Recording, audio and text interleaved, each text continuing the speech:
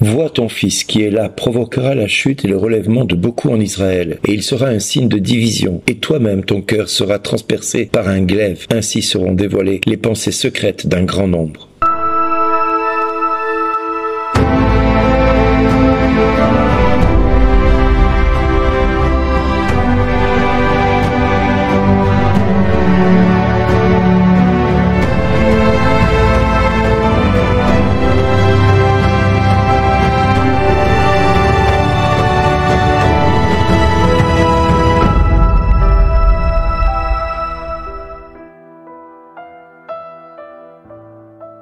Bonjour les amis, aujourd'hui nous fêtons la bienheureuse Vierge Marie des douleurs, aussi appelée pour certains pères de l'Église le martyre de la Vierge Marie ou le martyr de l'amour, qui a été le moment où Marie a reçu Jésus dans ses bras, ce Jésus qui avait donné sa vie pour nous. Et toi-même, ton cœur sera transpercé par une épée. Une affirmation qui ne fait pas uniquement référence à la passion de Jésus-Christ, mais aussi à son ministère, et qui a provoqué bien des divisions parmi le peuple d'Israël. Ce fut aussi une douleur interne que Marie a vécue tout au long de sa vie publique et de la vie publique de Jésus surtout. Marie a souffert de voir Jésus être rejeté par les autorités d'église de l'époque, du peuple, menacé de la mort régulièrement. Marie, tout comme les disciples, doit comprendre que sa relation, même familière avec Jésus, même je dirais filiale et charnelle, doit mourir, doit disparaître, doit se laisser transpercer par cet abandon que Jésus va lui imposer, va lui dire qu'elle va devoir vivre. Et c'est vrai que Jésus, en vivant sa passion, va imposer à Marie de renoncer à l'avoir à ses côtés. La crucifixion de Jésus va être pour elle l'occasion de pouvoir transformer l'image du Fils bien-aimé qu'elle a élevé, qu'elle a nourri, qu'elle a changé, qu'elle a pris soin, vers l'image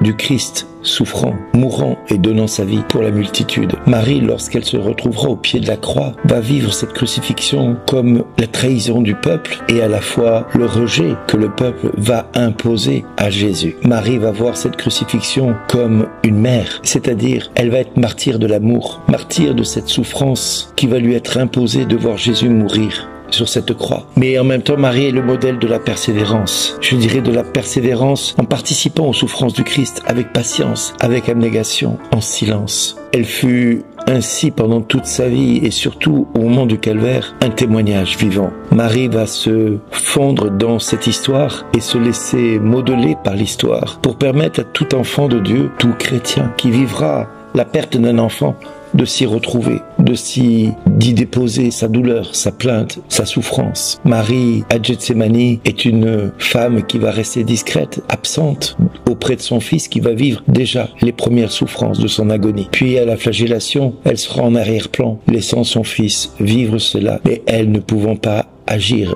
ni interagir avec ce moment. Elle sera là, portant dans son cœur la douleur de voir son fils être maltraité, tout en sachant qu'il réalise la volonté de son Père, de son Dieu, qui l'offre en sacrifice pour l'Église et l'humanité. Marie nous précède dans ce chemin de croix, dans ce chemin de foi, vers un cheminement qui nous conduit vers l'abnégation, le renoncement, la mort à soi-même. Elle est conduite par le Saint-Esprit depuis le début de la venue de Jésus en son sein. L'Esprit Saint va la couvrir de son ombre. L'Esprit Saint va la conduire au long des années à voir son fils entreprendre un chemin qui échappera au contrôle de Marie. Lorsqu'elle perdra Jésus dans le temple et le retrouvera que 3 jours plus tard, son cœur de mère fut déjà transpercé de savoir que son fils avait pu disparaître. Ce fils que Dieu lui avait confié. Elle ne savait ni où il était, ni ce qu'il était devenu. Elle le retrouvera que 3 jours et 3 nuits plus tard, après avoir parcouru tout Jérusalem, après avoir cherché partout où il aurait pu être. Et Jésus, calmement, lui dira « Ne saviez-vous pas que j'étais aux affaires de mon Père ?» L'évangile de Luc nous dira qu'elle méditait en son cœur tout ce